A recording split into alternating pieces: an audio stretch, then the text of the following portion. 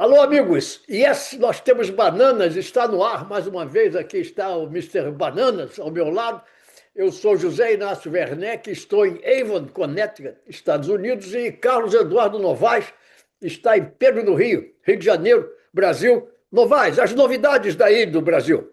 Bom, eu acho que a grande novidade é uma convocação que a gente tem que fazer. Eu já botei, inclusive, um vídeo no Facebook da grande manifestação que vai haver amanhã em Copacabana. Aliás, vai haver uma manifestação no Brasil inteiro. Eu já É, vi, inclusive, os pontos de encontro em vários estados. E no Rio de Janeiro vai ser no posto 5 em Copacabana, às 2 horas da tarde. você vai E lá? eu quero ver se eu chego lá em tempo ainda, né? Opa, De beleza. pegar a passeata, a manifestação. É, Agora, eu acho que as pessoas podem ir como elas quiserem. 2 horas da tarde, com esse sol de verão que está fazendo no Rio, eu acho que as é, pessoas podem sair de dentro d'água e já ir direto para a manifestação, pô. De é, biquíni, de fio dental, de calção, de sunga, de diabo a quatro. O é. importante é estar presente. Vai lá. Olha, eu só não estarei na manifestação porque eu estou nos Estados Unidos. Eu viajo amanhã para o Brasil, chego na segunda-feira de manhã, se tudo correr bem, e senão eu estaria na manifestação. Agora é interessante você falar dessa manifestação, porque hoje, Novaes, eu tive um dia bastante movimentado. Eu fui a uma corrida de 5 quilômetros hoje cedo, já completei 161 cidades do estado de Connecticut, que tem 169, faltam, portanto, 8. A minha mulher já completou 168, falta apenas uma para ela para correr em todas as cidades do estado de Connecticut. Mas depois disso, na volta para casa, nós passamos em uma cidade aqui perto, de regular tamanho, chamada Middletown. E a nossa neta, Hannah, estava disputando lá uma prova de cross country pela universidade dela, que é um esporte universitário muito popular. E havia uma manifestação na rua, manifestação contra o Donald Trump, porque estão começando a aparecer aqui manifestações espolcando aí pelo país inteiro. Porque, Novaes, você depois pode explicar melhor o que se passa no Brasil com esse projeto de anistia, mas aqui nos Estados Unidos nós estamos vivendo dias quase que inacreditáveis. Eu nunca pensei, quando eu vim morar nos Estados Unidos em 1990, há mais de 35 anos, que nós fôssemos ter na presidência dos Estados Unidos um meliante, criminoso, condenado, e que agora está fazendo tudo o que pode para implantar uma ditadura nesse país. Ele é um autoritário, cada dia com medidas mais autoritárias.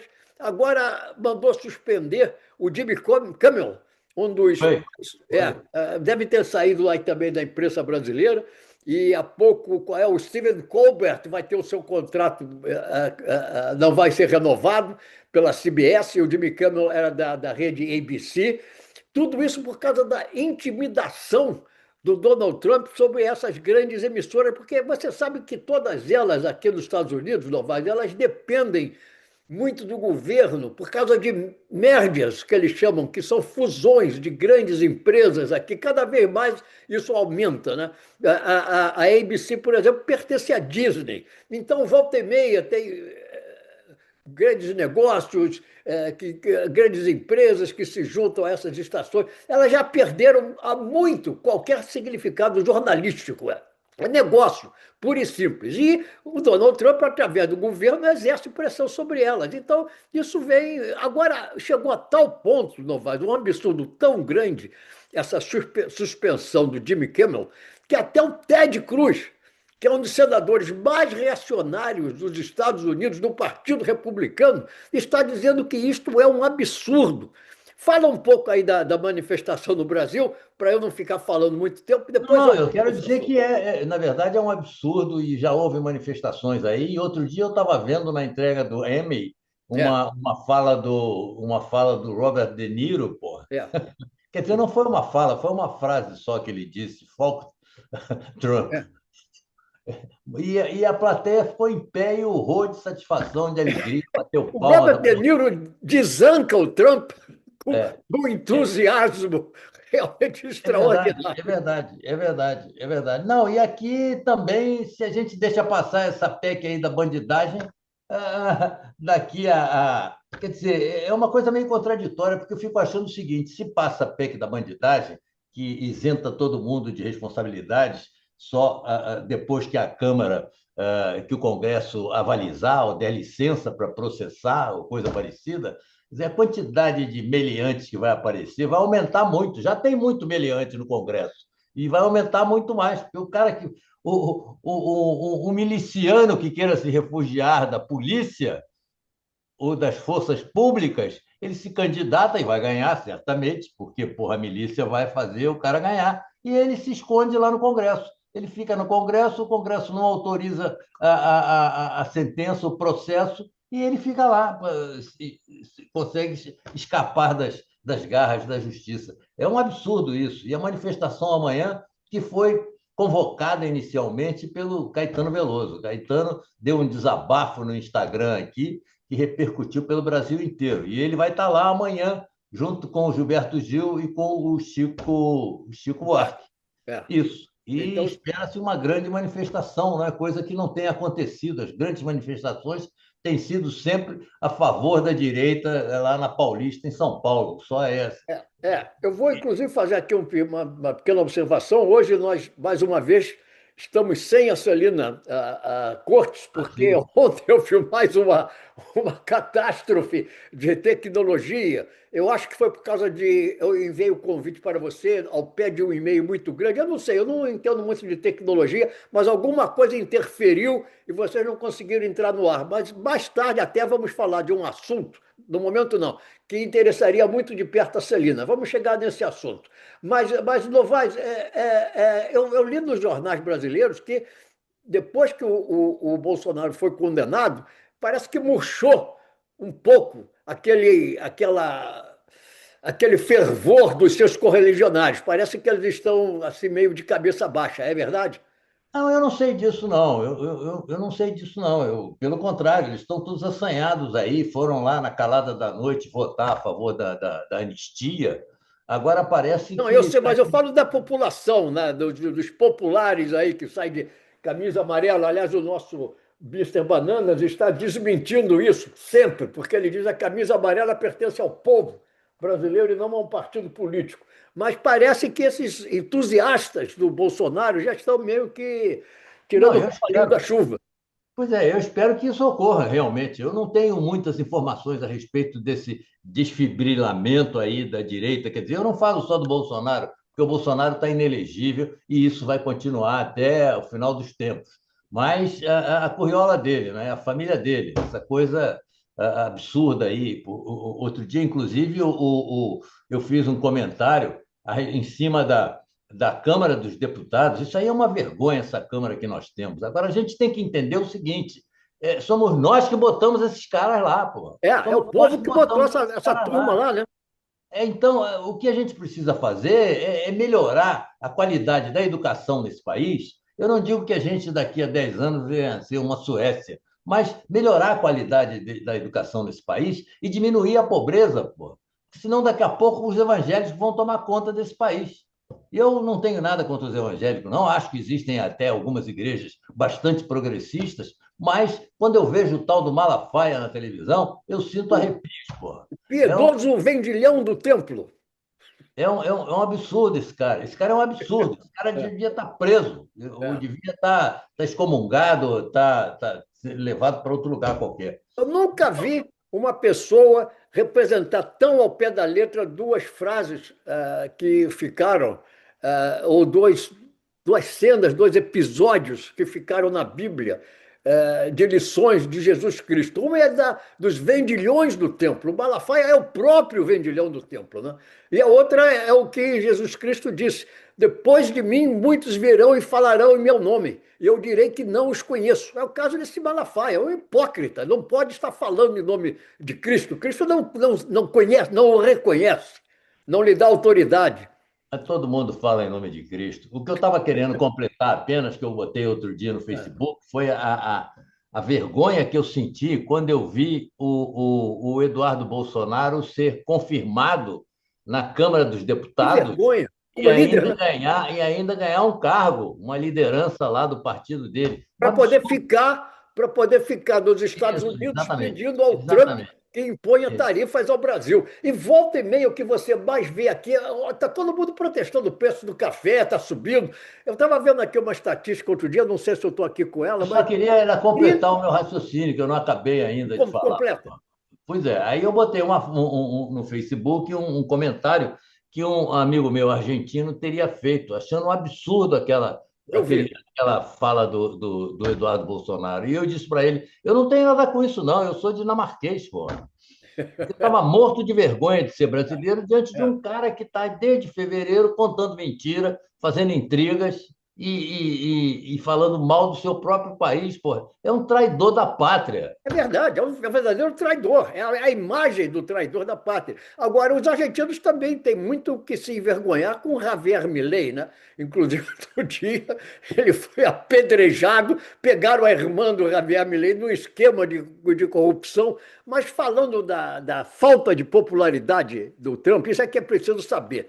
Vou repetir aqui mais uma vez: o Trump não ganhou essa eleição, foi o Partido Democrático que fracassou redundantemente, insistindo com aquele morto-vivo do Joe Biden. Mas apenas, no momento, Novaes, apenas 39% da população aprovam o governo de Donald Trump. 57% são contra e acho que 4%, ou coisa que o vale aí, não se pronunciaram. Mas é o que acontece. Inclusive, para o mês de outubro está marcado, eu vou estar fora dos Estados Unidos, senão eu participaria.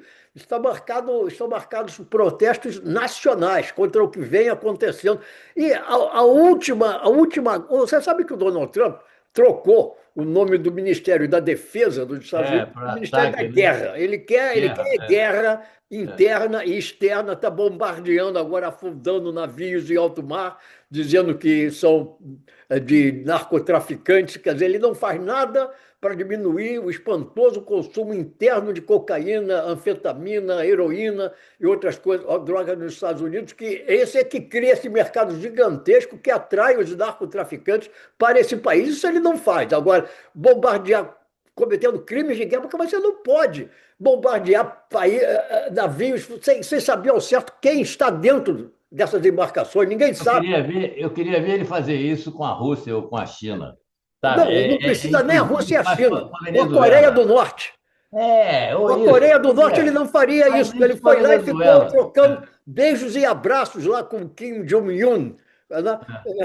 Amigo do peito de Donald Trump. Aí ele não se mete. Mas aqui está aqui, ó, no New York Times de hoje, apresentaram um projeto de lei para que ele possa impunemente matar gente em alto mar, dizendo que são narcoterroristas e Sem provar, né? narcotraficantes. Porque ele não prova nada, porra. Ele Tem que vai lá, ser joga a verídico. bomba e fica por isso mesmo. Agora, é uma palhaçada. Eu fico imaginando o gasto que os Estados Unidos têm com essa movimentação de aviões e de navios e submarinos ali para o Mar do Caribe, só para fazer uma palhaçada lá macabra do Não, Trump. ele está É um querendo absurdo. criar um pretexto qualquer para invadir a Venezuela. Eu não tenho nada em favor do Maduro, do Nicolás Maduro. Nada, absolutamente nada, zero.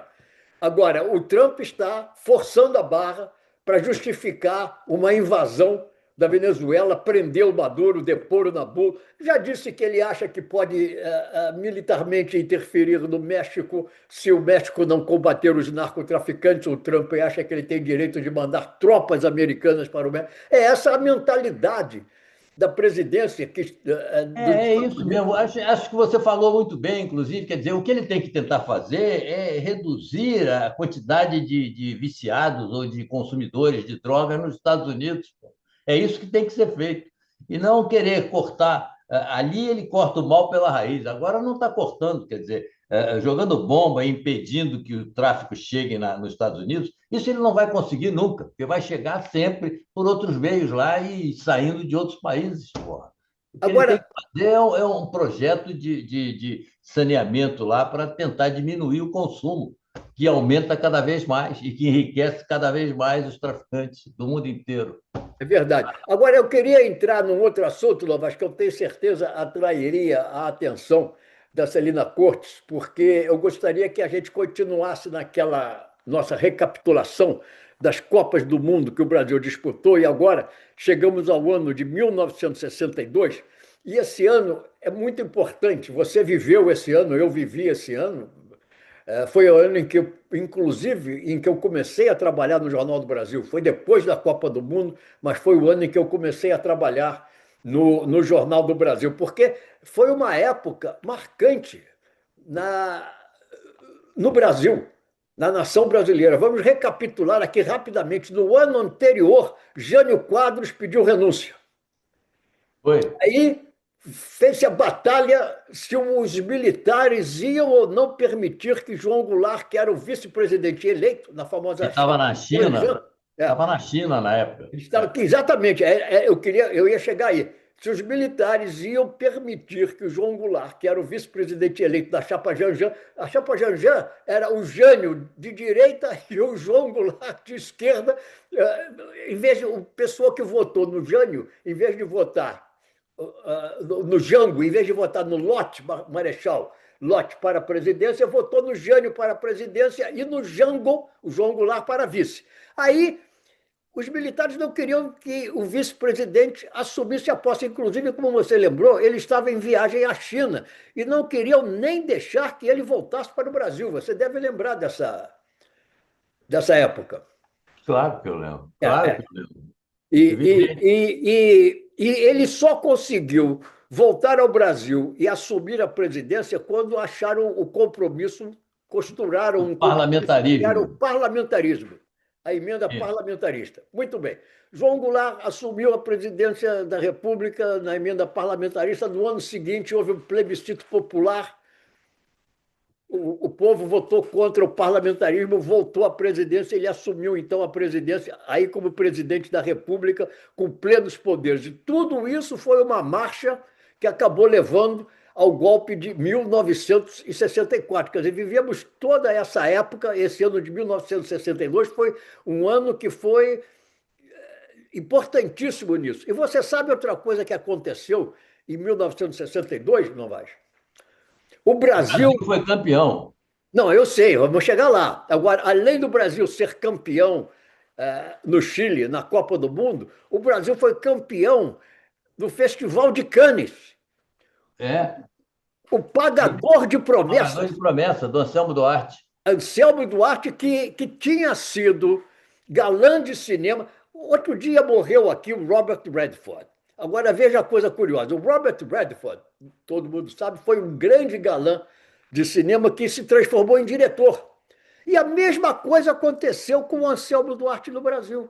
O Anselmo Duarte era galã de cinema, fazia aqueles Fazia chanchadas chanchadas, inclusive, as chanchadas da Atlântida. com a Fazia Eliane. chanchadas da Atlântida. É. Mas também alguns outros filmes mais sérios, mas em suma Havia, claro que ele era um havia. ator, fazia o papel de galã, mesmo nas chanchadas ele fazia o papel de galã, o Oscarito e o Grande Otelo ficavam com a parte cômica, depois ele transformou-se em diretor de cinema, ganhou com o Pagador de Promessa, cujo ator era o Leonardo Villar, o grande prêmio do Festival de Cannes, e foi a única vez, se a memória não me falha, que o Brasil ganhou o grande prêmio do Festival de Cannes com o Na época do Anselmo Duarte, tinham outros galãs, que eram o Sil Farney e o John Herbert. Phil Farley.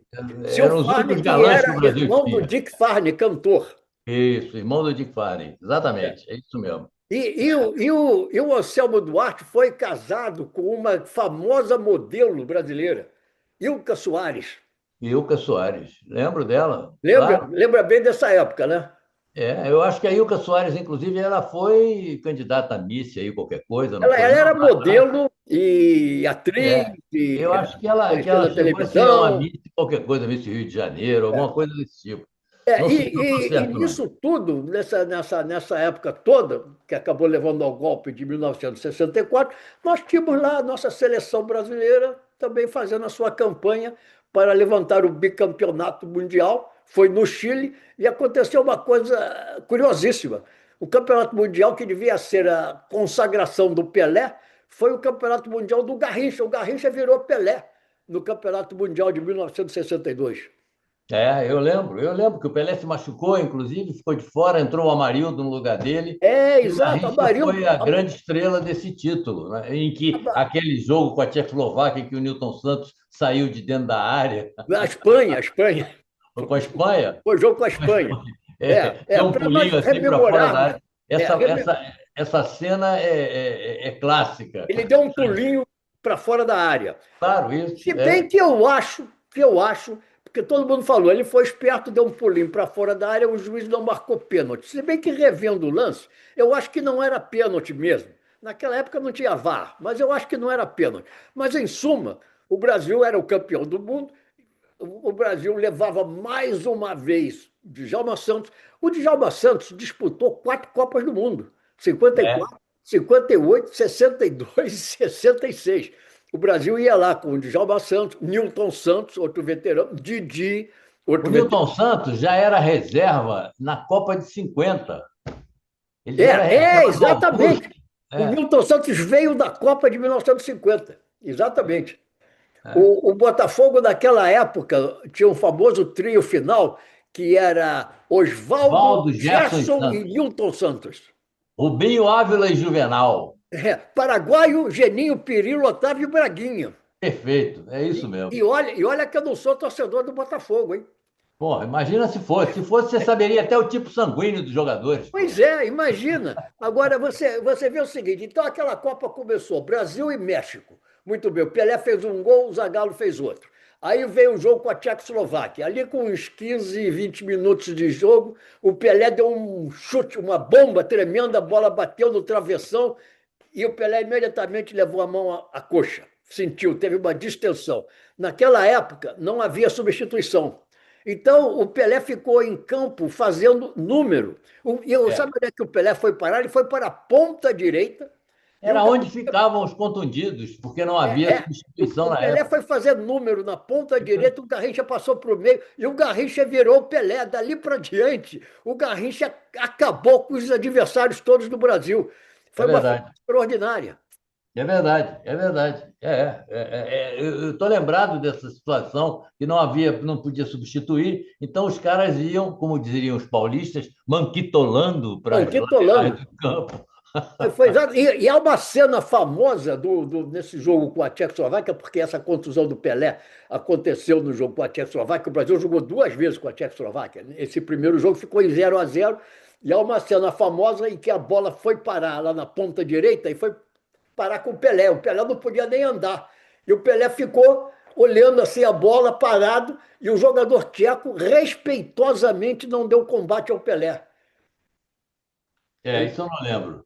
Isso eu Ele não como que lembro. prestou o momento, ele deixou que a bola saísse pela lateral, fosse uma lateral em favor do Brasil, ele não deu combate ao Pelé. O Pelé não podia nem andar em campo. Mas o importante é que depois disso veio esse famoso jogo contra a Espanha. Novaes, outra coisa interessante, você deve se lembrar, essa foi a Copa do Mundo do videotape burro. Lembra disso? Não, não, não Videotape lembro. burro é o seguinte: foi a primeira vez em que uma Copa do Mundo teve transmissão por videotape, não havia transmissão direta É, internacional, não havia televisão não para havia. botar o sinal do Chile para o Brasil. A gente Então, tinha que ver no canal 100, né? as emissoras de televisão filmavam, botavam o tape no avião, o tape chegava no dia seguinte no Brasil, e à noite, então, era exibido nas É. emissoras de televisão no Brasil. E aí, todo mundo na véspera tinha acompanhado o jogo pelas rádios, e os locutores de rádio sempre. Jogada sensacional, maravilhosa, o gol, tá, bomba, bateu na trave e tal. Fazer um escarcéu medonho. Você ia ver na televisão no dia seguinte e o jogo era, não tinha nada Na verdade, daquele drama. os locutores de rádio que É, passaram por essa época, eles tiveram que se adaptar, não é?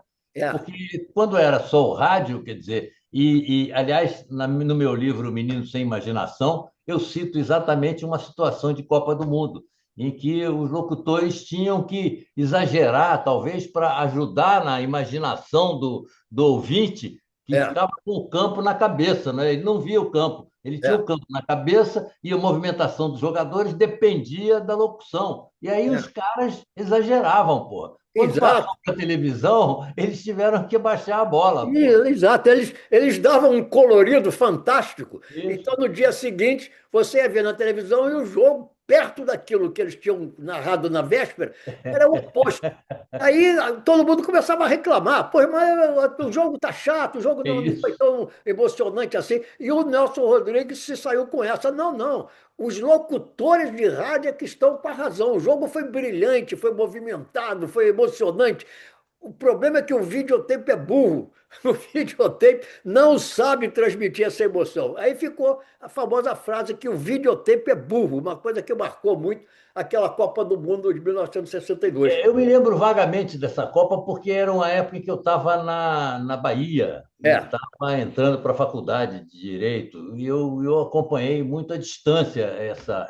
Você vê, se no Rio de Janeiro, em São Paulo, já tinha essa dificuldade, eu não sei se chegava na Bahia e quando chegava na Bahia, eu não sei nem se quais eram os canais de televisão que tinha por lá. Eu acho que era só a Tupi na época ou coisa parecida. Então, a Copa de 62, a Copa de 58 e que eu estava no Rio de Janeiro, eu acompanhei melhor. A Copa de 62 eu tenho uma vaga ideia.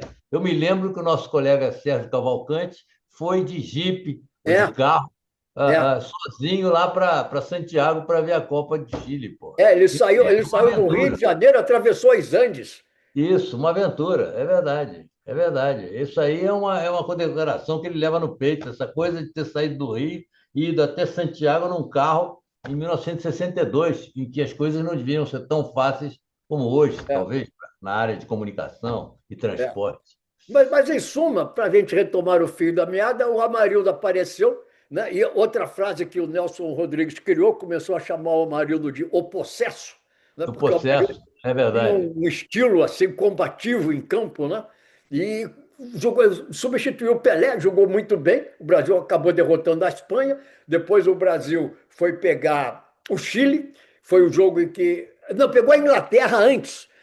O Garrincha destruiu a Inglaterra, fez 2 gols. Os ingleses ficaram assim, entusiasmadíssimos com a atuação do Garrincha, falaram nos jornais, tal, realmente é o gênio da bola, não sei o que tal. Aí, depois de passar pela Inglaterra, o Brasil pegou o Chile, foi o famoso jogo em que o Garrincha foi expulso, porque deu um pontapé É. no jogador chileno, que tinha Aham. cansado de dar pontapé nele, chegou lá no finzinho do jogo, o Garrincha deu um pontapé no chileno, foi expulso, aí ficou aquela grande ansiedade. E agora, na final, o Garrincha vai jogar, vai ser suspenso. Dizem que a CBD da época manobrou seus pauzinhos, o Garrincha não foi suspenso e, novamente, teve uma grande atuação da final contra a mesma Tchecoslováquia, se bem que aí quem marcou 2 gols foi o Vavá e o Amarildo marcou o outro gol. O primeiro Você sabe gol. que o Amarildo, você sabe que o Amarildo, eu acho que é o único jogador dessa Copa que está vivo ainda, né? O único jogador, né? Eu acho que é, quer E dizer, eu não me mora na lembro de Europa até tudo. hoje, né? Não, eu não sei se ele está vivendo na Europa, acho que não, acho que ele está Agora, vivendo no agora, Rio. tem um outro jogador dessa Copa brasileiro que está vivo até hoje, só que ele não jogou pelo Brasil, ele jogou pela Itália. O O Mazzola. Mazola, É. Mazola. O Mazzola jogou pela Itália porque ele era oriundo. Depois de 1968, ele foi jogar no futebol italiano e, como Não, de oriundo, 68 tinha não, direito. 58. Depois de 58 ele foi Foi o que jogar. eu falei, né? Não? 68 você Ah, falou. não, desculpe. Depois de 58, 1958, o Mazzola foi jogar na Itália, como era oriundo, isso é descendente de italianos, teve o direito de jogar pela seleção da Itália. Houve a famosa batalha campal da Itália contra o Chile, um jogo em que os jogadores brigaram em campo, pontapé para tudo que era lado. O fato é que o Mazzola defendeu a seleção italiana, que foi eliminada, e o Mazzola está vivo ainda hoje e mora na Itália. Ah, é? Continuou Eu não morando na sabia. Itália. O destino do Mazola eu José, não José sabia. Altafine, o nome dele.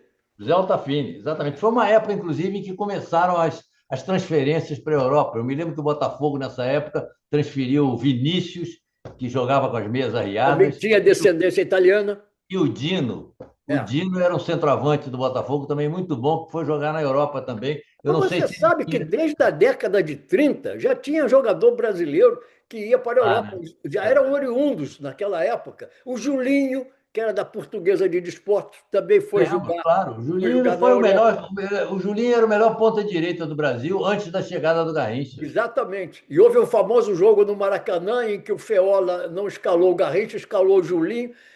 A torcida vaiou, o Maracanã Juliano veio acabou com abaixo. o jogo, É. Foi aplaudido. Era um craque também. Era um craque. É verdade, é Mas, verdade. Lovaid, estamos chegando aqui ao fim da nossa conversa e amanhã eu estou viajando para o Brasil. Vamos nos encontrar aí, se Deus quiser. Espero que você participe lá da manifestação contra a anistia a esses golpistas. E vamos ver. E na próxima sexta-feira estaremos no ar de novo e espero que já de novo com a presença da Celina Cortes. Claro, claro. Eu espero que você faça uma boa viagem, chegue bem aqui e que a gente, na sexta-feira que vem, você respirando aqui os ares dos trópicos, a gente consiga tocar o programa para frente e você consiga abrir sem essas dificuldades que nós encontramos ali. Pois é, evitar as armadilhas tecnológicas. E são muitas, é verdade. Tá. Um Boa abraço. viagem para você, então. Dá um Obrigado. Até abraço aí, um beijo sexta-feira. aí na Dona, tá bom? Até sexta. Obrigado. Na Marta também. Valeu. Tchau.